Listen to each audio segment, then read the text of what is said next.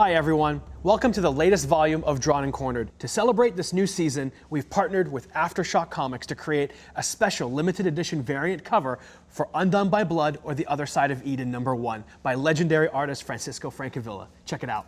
There's only 500 of these covers and you can't buy it. That's right, but you can get it for free and all you have to do is subscribe to this channel and we'll be randomly sending them out to fans just like you.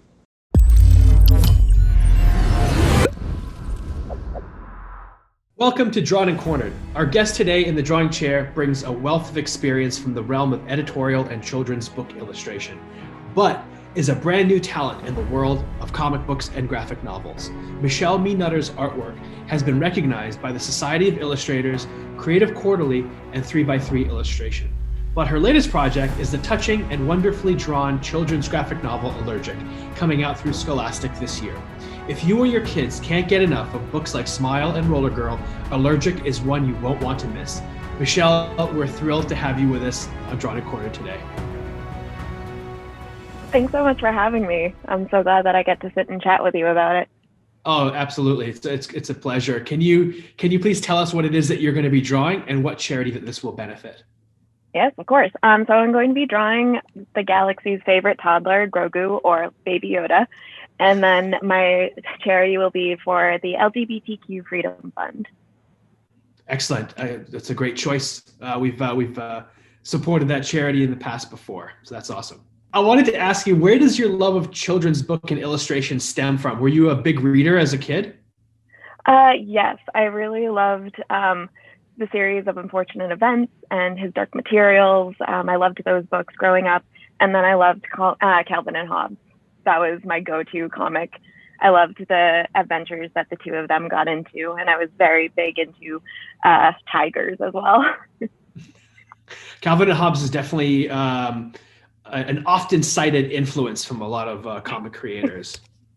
Well, it was groundbreaking. It was very, not only was it beautiful and really eloquent, like his, I guess, brush real estate, the way he could just draw such beautifully rendered things with just quick washes. It was really amazing. And you could kind of grow up with it too. And it's such a great book to revisit even as an adult. Definitely. I still laugh at it. Oh, absolutely. I mean, Bill Waterston's work is just timeless and awesome. Aside from his work and some of the other books that you mentioned, what were some writers and illustrators that spoke to you as a kid? Now, I know that you did a cover for the fantastic Mr. Fox, so I assume it's safe to say that Roald Dahl and Quentin Blake were kind of up there? Yes. Oh, definitely. It was a big influence, and not only for the illustrations within the book, but having kids' stories be told in such a kind of adult way. They didn't really dumb anything down for their readers, and they kind of trusted their readers as children. And there were stories that my mom would read to me or my dad would read to me. So it was a kind of a family, a reason for our family to get together too. Yeah, I mean, I guess, it's interesting that you mentioned that building trust with the reader is such an important thing. I remember as a child myself, I always hated books that kind of pandered to children in a way. Yes. And when you look at the works of like Roald or any of those authors, it's they don't pander to children at all. They kind of treat you as your own individual, and it's kind of cool. I rarely get a chance to talk about kids' books with anyone. So, what would you consider are your top 5 all-time greatest children's books? Oh, okay. I think I would have to Winnie the Pooh. I was a huge fan of that series. And Little Bear. Anything with woodland creatures and cute little cottages, it melted my heart, and it spun a whole love of these minuscule, minute little worlds. Beatrix Potter was another one. So it was definitely that very cozy, at-home kind of vibe that I really gravitated towards in terms of books. Now, what specifically made you mostly want to pursue children's illustration as opposed to doing, more adult, comic books and covers and such? Well, when I was younger, I found that I would really get frustrated by the lack of visibility or representation for families that look like mine. I'm an adopted Korean American, so my family was very mixed, and it was really important for me to see that. And whenever there was a book with a Korean main character, it like my eyes lit up and I couldn't let go of it. And so now as an adult, when I'm drawing, I think about that a lot. And I think about how it would be really nice to give books that make people feel seen at that young age. I think that's really important, because when you're that young, characters are your whole entire world. They become your best friends. They become your escape. It's really wonderful how stories can do that for children. Oh, absolutely. And not to get too psychoanalytical about it all, but there is some part of you that feels like it's a means of holding on to your youth. And I ask this because I kind of feel the same way when I read comics, right?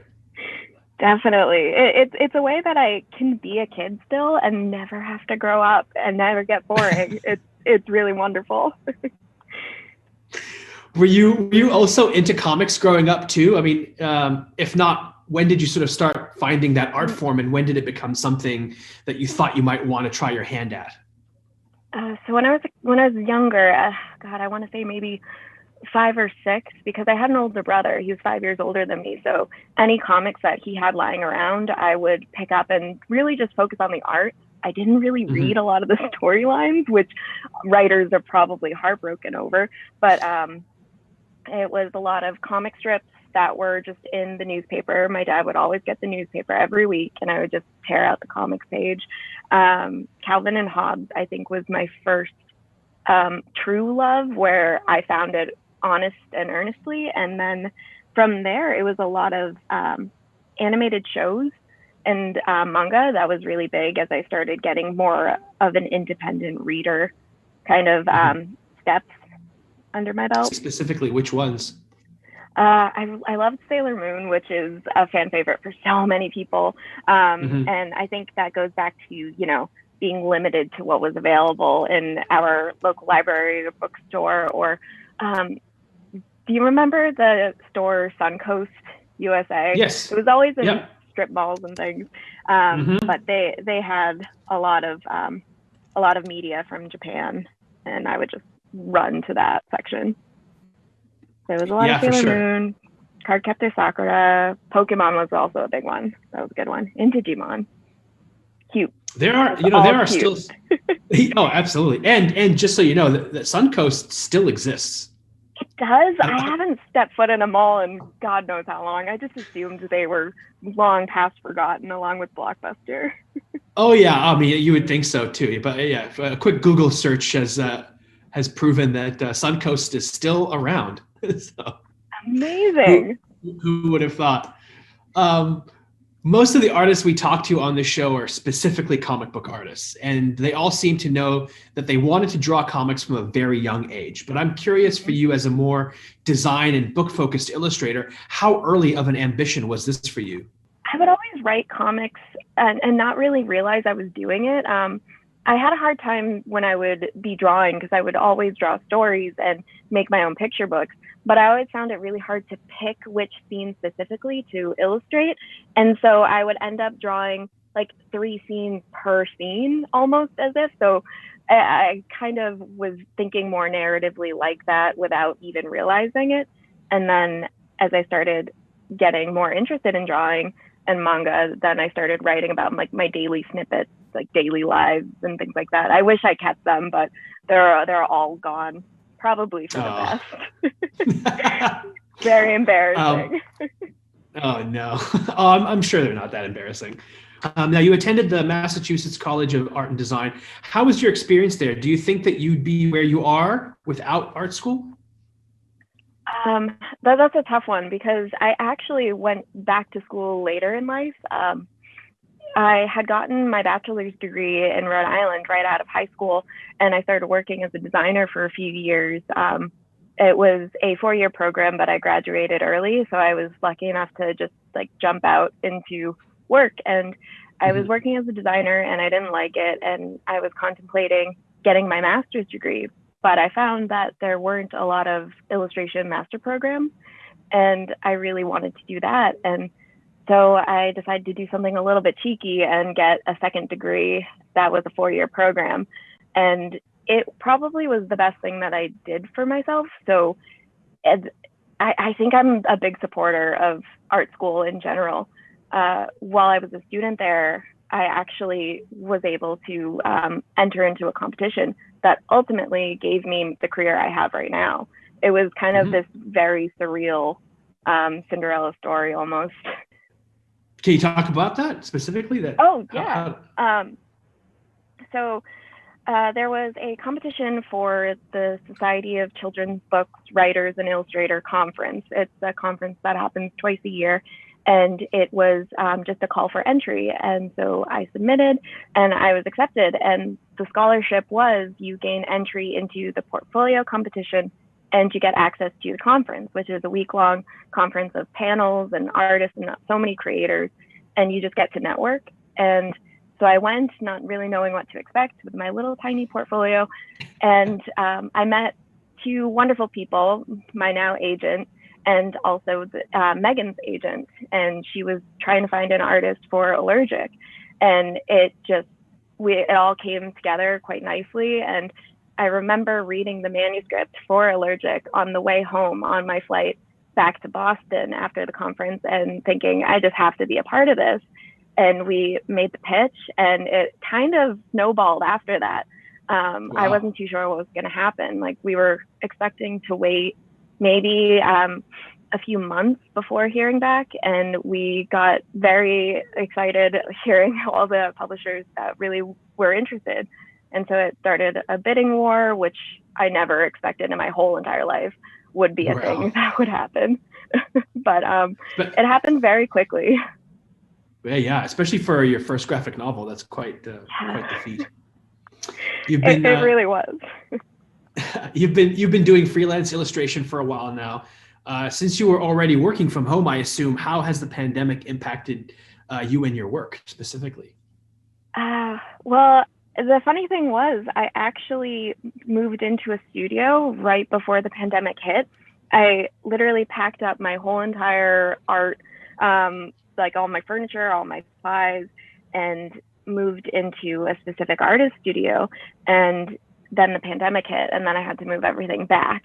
So I got very used to, for a little bit, working in a really nicely spacious studio. But it's a lot of sitting at my desk, petting my cat, and just kind of trying to get as much done as possible without like daily distractions.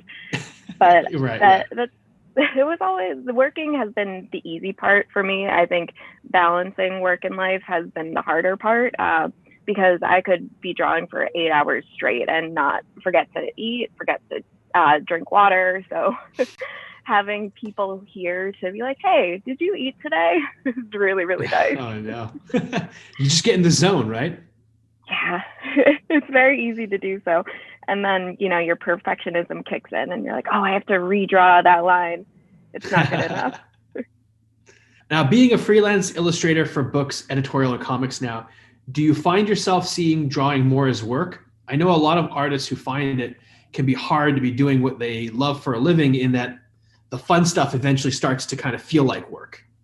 Mm-hmm.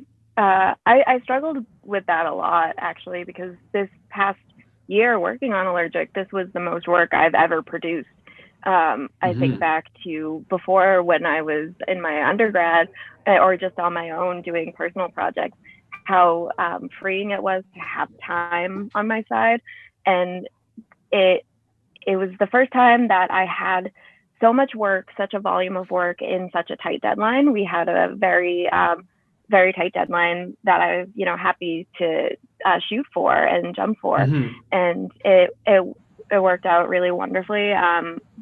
David Saylor and Cassandra, they are wonderful, and they helped me navigate all the troubles with my studio, moving everything back because of the pandemic. So it was really wonderful to have a team that could, adjust with that. But I started feeling very burnt out from this whole process, and I now know so much more, and I wish I could tell my younger self that all the things that I know. Oh, for sure. What from script to completion, what was the time frame? I believe in our original contract before pandemic, it was a year, and then for the whole completion, and then we nudged things around because the pandemic restricted me from even gaining access to my studio for a time, and we were able to, hit the ground running once I was able to move back here, and so in total it was about I think 14 months ended up being the timeline, give or take. But it was still a very tight deadline for the book that we ended up producing. And I'll tell you a little bit about like the contract side of things. I was very unaware of how independent comics worked. I knew a lot about the Marvel world and how it's broken up into teams, and there's an inker, a penciler, a flatter, like there are all these different people. And I was very naive, and I just thought that independent comics, it's just all one person. And so I had signed on to do all of it, like the lettering, everything. I wanted to have creative control. And it wasn't until like midway, I was like, oh, I need to hire a flatter. I need the help. So I live with other artists. So I actually hired my 2 roommates. And so we were kind of sending files back and forth and having conversations. So it kind of felt like we were in an in-house studio. So it was a lot of fun. Now, how much do you draw just for yourself these days? And when you do, what are you mostly into right now? So right now I'm working on another graphic novel, and it's with the Scholastic as well. And Megan, we're teaming up again, which is very exciting. I'm working on another picture book, and so the time is definitely spread pretty thin. The most that I can probably do is small sketches. I like to practice doing a lot of figure drawing and things from reference, just because that is a huge part of like being an artist, is making sure that your practice is, healthy and you keep growing. Right now I'm trying to open up my shop, so to have like some passive income coming in with prints and stickers. So that's pretty much what I'm focusing most of my free time on. Sure, for sure. Do you find that you go through phases of what you like to draw, or is it always kind of similar themes and imagery? Like your Growing Pains is obviously a specific series, but that idea of sort of like adolescence clashing with childhood seems to be pretty prominent in your work in general. Thanks. Yeah, I definitely like playing with that kind of tone and that theme. Right now, it's a lot of cute things. It's just a lot of cute animals. I'm really interested in beavers. I saw a beaver video about a beaver habitat, and I don't think I'd ever seen a beaver in real life or a video, and I just thought it was the cutest thing in the entire world. And then I became so fascinated with beaver facts. So my sketch come to Canada. You'll see a bunch of them. I want to move to Canada. I really Actually, do. That's not really true. That's not really true. I've been living in Canada for 7 years. I don't think I've ever seen a beaver, but then I'm not actively searching for them either. So yeah, maybe they're more mythical, and you just need to believe in the beaver, and it'll show up. All right, I'll take that. Now let's chat about the thing that you probably want to be talking about, which is your new graphic novel, Allergic. It's out in March of this year. It's a really sweet story, and we really love the book. Can you kind of give our viewers a rundown of what it's about without going into too much spoiler territory? Sure, of course. So it is a graphic novel that is focused around our main character, Maggie, who really wants a pet for her 10th birthday. That's all she wants. That's all she can think about. And on her birthday, she finds out that she is deadly allergic to all animals with fur, feathers, pretty much any cute, cuddly thing that you could want as a pet, she can't have. And it's heartbreaking. And it's her navigating that new challenge and the struggles of wanting to find a place in an expanding family and trying to make new friends. It's something that we all can like relate to. I'm not allergic to anything, and I'm like, oh yeah, I feel everything Maggie feels. The story itself is obviously quite simple, but what struck me about it is how complex the characters are and how much of that is a direct result of the way that you draw their acting. So many little details like close-ups on hands touching and specific gestures. Can you talk a little bit about how you go about conveying emotion? Yeah, of course. Thank you so much. That's probably one of my favorite parts about drawing is being able to communicate emotions and complex emotions. Um, Being artists, we're kind of holden to our little corners of the universe, and it's very introspective what we do. And a lot of times while I was drawing, I would find myself like acting out and then using reference photos and just trying to get into all the characters' mindsets and how does that really feel for them and the different ways that that would, translate every day, especially if it's Mhm. emotions that are building up and building up and something that's really Absolutely. important. Yeah, and it totally shows in the book for sure. Now, we talked about very briefly before about how some children's books tend to pander toward their audience. Allergic is not like that at all. Something that I really liked about the book is how Maggie is portrayed as such an anxious kid. And this comes across in her thoughts in the captions, but also in her body language. Now, this isn't something that we see too often in this kind of book, but it's really important for kids to see that it's okay to be nervous, even about little things. So what went into this decision? It was a lot to do with Megan's writing. When I was reading the manuscript, I thought she did such an amazing job writing this cast of characters, where I got a good sense of their personalities and their temperaments. But when I was trying to think of Maggie as her own character and how I could adapt to a visual representation. Like that age, I remember being so awkward. I remember not really knowing what to do with my hands. Like I still don't. I use them Right. wildly, but like small little things like tugging on your shirt or small little eye movements and head tilts. Those are all ways that we indicate either on purpose or subconsciously, depending on who we are and who we're with. And if we don't include those into stories, I think you lose a lot of the humanity of it. I mostly just thought of like what is it actually like to be so scared to be going through this. I've never had allergies, but I assume it is terrifying. There's all these Mhm. unknowns, and it's unfortunate that kids have to experience these things. Oh, absolutely, for sure. It's very relatable, and I'm sure a lot of kids are gonna eat up this book. Hopefully. There's a lot more panels per page than the average graphic novel for kids, and I think that kind of helps a lot with the pacing and character development. Was this a conscious decision, or just the way that it kind of naturally came out? It was the way it kind of naturally came out.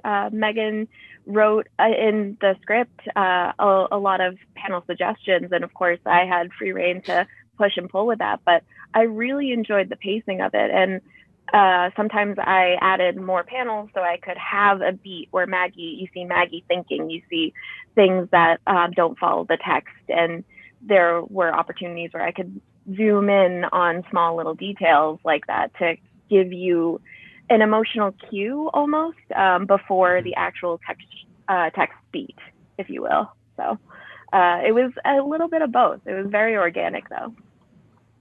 Oh, that's good to hear. And since this was your first comic, what kind of artists and books did you look to that really helped you learn the form?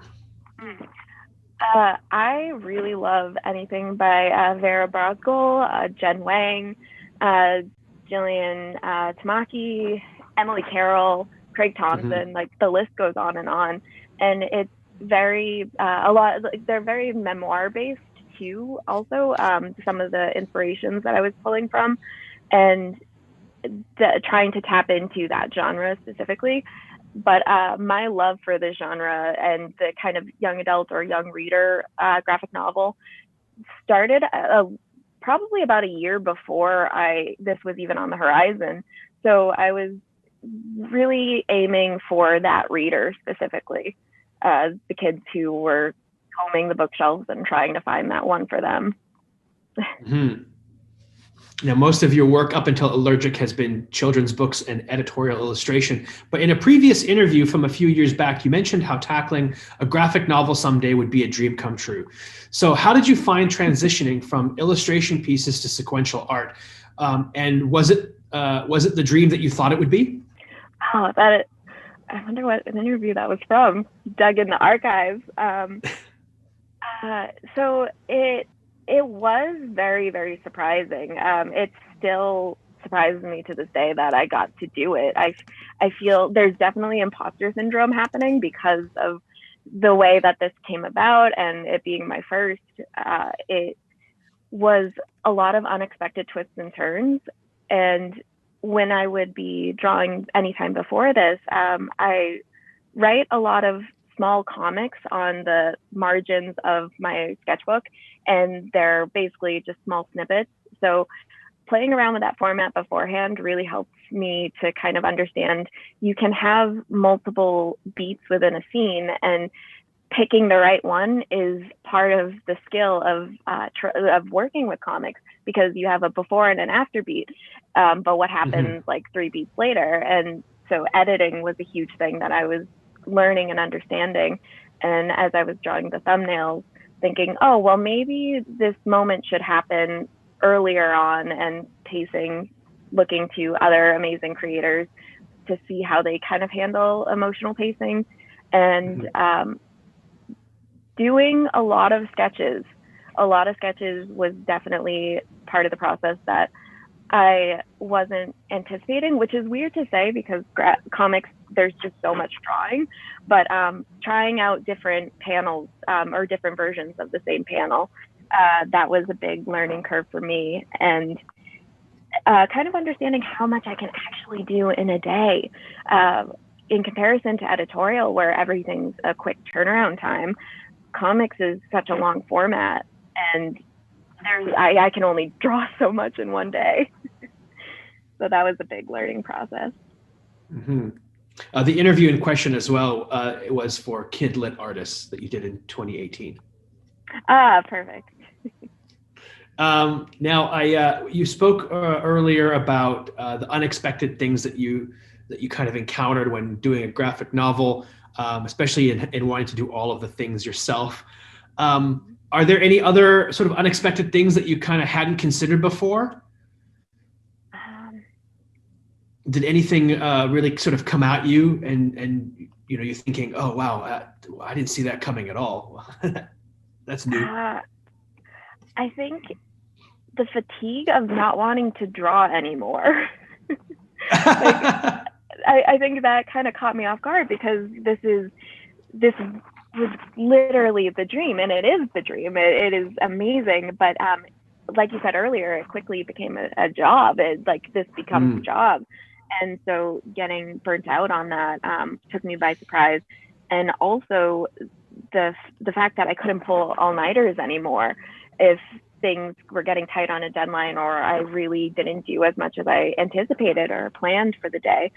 I'm getting older. I'm definitely getting older. I'm almost 30, and I cannot pull all-nighters anymore, and I can't do 8-hour shifts back to back or 16-hour days. So just the fatigue surprised me and caught me off guard, I think, most of all. Now, imagine doing that if you were a monthly comic book artist. Yeah.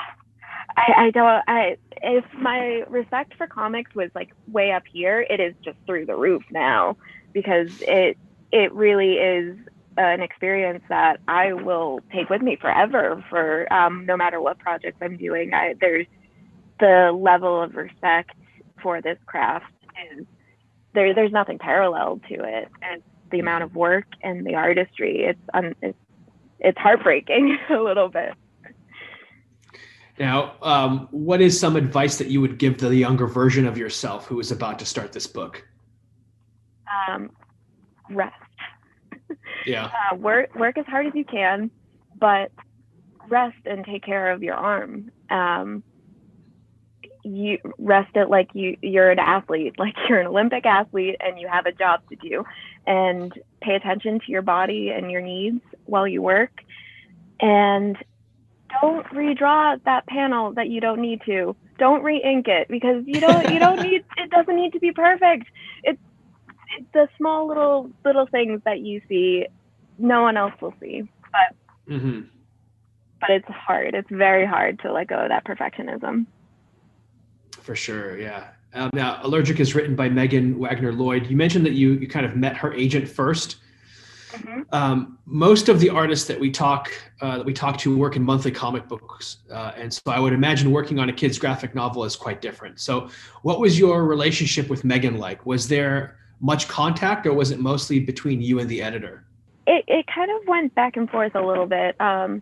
It was our communication was definitely funneled through the publisher and through our editor, but I would send her little messages because I would be getting really excited and want to get her input on it directly. So there were moments where I reached out to her, and it there was nothing wrong with that. There wasn't anything like the families were separate and kept apart. So it was really nice. It felt like a very organic, collaborative effort. It felt really nice. And what was it like for you to work off of her scripts? Was there sort of like a lot of direction, or did you have a lot of freedom to play around with things? I know you mentioned that you guys kind of had a bit of a back and forth. Yes. So we had a lot of the back and forth was at the beginning when we were deciding the look and feel of the characters, and then for majority of the creation of the comic itself, past ideation and concept art, it was very much I zoned in on what I was doing, and then we came together a bit more at the end. But in terms of what went into the panels and things like that and direction, it was pretty sparse. There were a few things or ideas that Megan had, and she wrote them in, but of course I had the freedom to change those around. But a lot of it was just text, like almost like a screenplay, where you have like character enters and doesn't really give too many descriptors. For sure. From your illustration work, in addition to Allergic, it seems that a sense of place and a sense of wonder in the world is a big part of your work. Can you talk a little bit about that? Yeah, I love getting lost in different spaces. It's funny because I recently found out that I have aphantasia. I didn't know what it was until this year, and what that is my when someone says close your eyes and visualize like a beach, my brain doesn't do that. I can't visualize. I can't imagine things in my head, which was very surprising to me. But it's more so I have almost like I have memories attached to it, and I have like it sparks a thing where my brain says, yes, we know what a beach is. We know what sand feels like. And so then I know what's being talked about. But for Allergic and for all my artwork, the research and reference library that I have to build by photographs, using reference photos where I'm modeling the action and things like that, that's really integral to being able to draw it on the page. And so I think what I really love about building worlds and getting lost in worlds and other books and other media like that is because I don't have that on my own. My brain doesn't produce those wild images, and so when I see them, my brain gets really, really excited. And so I think I gravitate towards it for that reason. If you asked me that question a couple of years ago, I would just say because they're fun. But I have a whole new respect for it now, I think.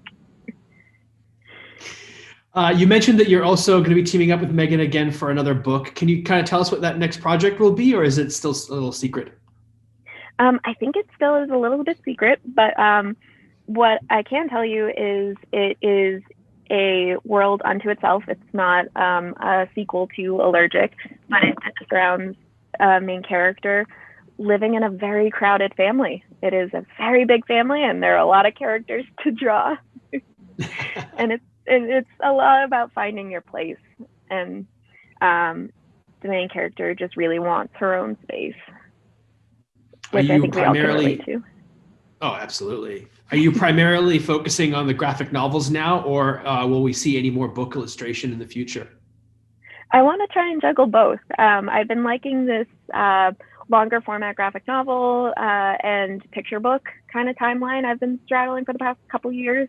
It was the same for when I was working on Allergic. I was working on a picture book with America's Test Kitchen, which was a lot of fun. It was really surreal to work on a book like that. But I really want to focus on graphic novels, mainly because I want to start writing my own stories and illustrating them. And there are a lot of stories I want to tell about Korean adoption too. And I think graphic novels would be a really wonderful vessel for it. Oh, absolutely. That actually, in fact, leads me to my final question. Obviously, you have a deep interest in working on original stories and independent books. Do you have any desire whatsoever to work on anything licensed, or are there any sort of characters or stories that if somebody approached you with the option to do, that you would absolutely have to? Oh, man. Yeah, definitely. Iron Man. Well, that's a surprise. Iron Man, for sure. Iron Man was, that or X-Men. But Iron Man was, I think, the first thing that my brother and I really connected over and bonded over. And it was, I think for the first time, a unifying hobby and interest. And so I always loved Tony Stark and his somewhat problematic, but yeah. How did you get into it? Was it through the comics or through the movies? It was through the show, the animated show, actually. It was the animation on right before we'd have to go to school, so we'd be eating our breakfast. Well, our mom was really nice enough to let us watch it before going off to Catholic school, which was a nightmare. Wow, that's quite a surprise. I didn't expect Iron Man would be on the list. I was like, it's always interesting to hear what people's answers are to that question, because you can never guess. Yeah. That's so cool. Now, with that, unfortunately, our time has come to an end, and I'd love to have a closer look at what you've been drawing this whole time. The child. The child. I don't know if you can see. Oh, that's cool. If you want to own this amazing piece, then please check out the auction link in the description below. All the proceeds of the sale will go towards the LGBTQ Freedom Fund. Michelle, I want to thank you so much for being cornered with us today. Thank you so much. It was an honor and it was so much fun. Oh, I'm glad. It was fun for us too. And thank you so much for watching Drawn and Cornered. Make sure to like, subscribe, and hit the bell icon to get notified for future episodes. Bye, everyone.